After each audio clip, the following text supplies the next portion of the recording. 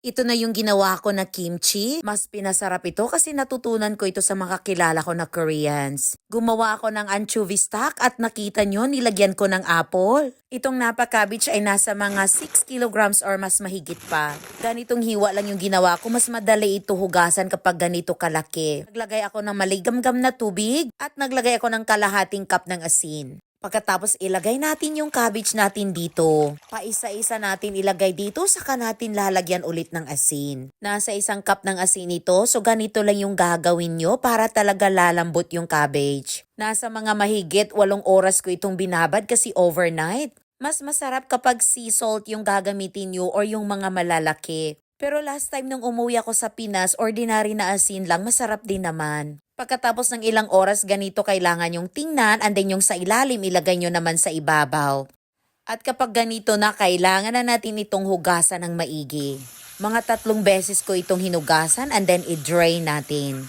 Isa ito sa pinaka-importanting proseso ng paggawa ng kimchi. At syempre, mas masarap din kapag fresh at saka masarap yung cabbage. And then pagkatapos nito, ipapakita ko sa inyo paano ako gumawa ng stock. Gumamit ako ng tashima or dried seaweed. Naglagay ako ng apple kasi yun yung tinuro ng estudyante ko. 1 pirasong onion at naglagay na rin ako ng anchovies or dilis. Papakuluan lang natin yan, and then ito naman yung glutinous rice powder ang ginamit ko. Kalahating cup po ito. I-mix ko lang muna nito para ilagay ko na dito sa mainit na ginawa ko na stock. Inalis ko na yung iba kasi stock lang yung kailangan natin, and then lutuin natin yung glutinous rice powder. Pwede rin kanin na lang yung gamitin nyo, isama nyo i-mixer.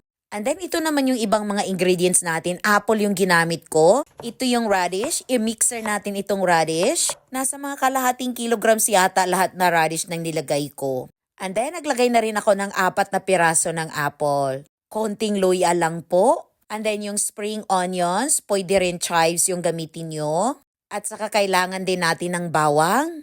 And then, i-mixer natin lahat yung mga ingredients maliban sa spring onions. Naglagay ako ng 2 kutsarang anchovy sauce. Dahil marami yung kailangan kong i-mixer, so 3 beses ito. Alam nyo yung mga estudyante ko, sinasabi nila naglalagay sila ng oyster. Hindi kami kumakain nun, kaya hindi ako naglalagay. And then, ito yung ginamit ko na chili pepper flakes. Bumili ako kasi madalas yung ginagamit ko yung bigay lang ng sister-in-law ko. 2 cups yung nilagay ko, and then nag-sprinkle na rin ako ng sesame seeds.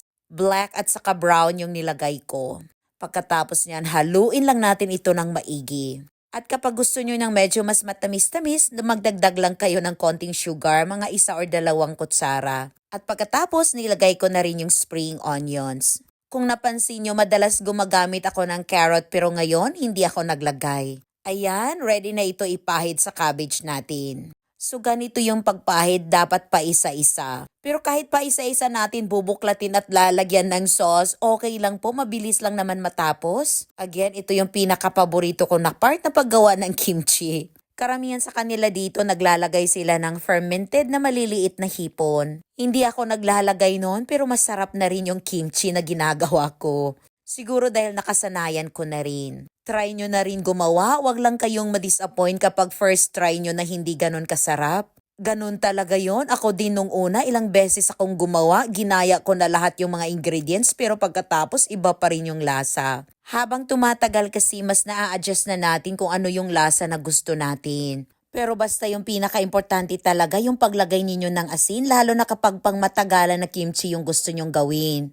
Pero kapag 1 araw, 2 or 3 araw lang na kimchi yung kakainin nyo agad, walang problema. Masarap din kasi yung bago at saka crunchy na kimchi. Pero kapag pang matagalan na ilalagay nyo sa ref at lulutuin nyo ng kimchi na sinabawan, kailangan talaga tama yung salting para po hindi magmo-molds. So ayan, tapos na yung ginawa ko na kimchi at tinitikman ko at ang sarap talaga. Medyo maanghang nga lang kasi depende kasi yun sa gutsukaro na gagamitin nyo. Pero kapag gusto nyong subukan, bibili kayo ng mild lang, yung hindi masyadong maanghang. By the way, walang exact na measurement talaga ito, so tansya-tansya lang po. Pero maglalagay ako sa comment section para may guide kayo. Annyeong!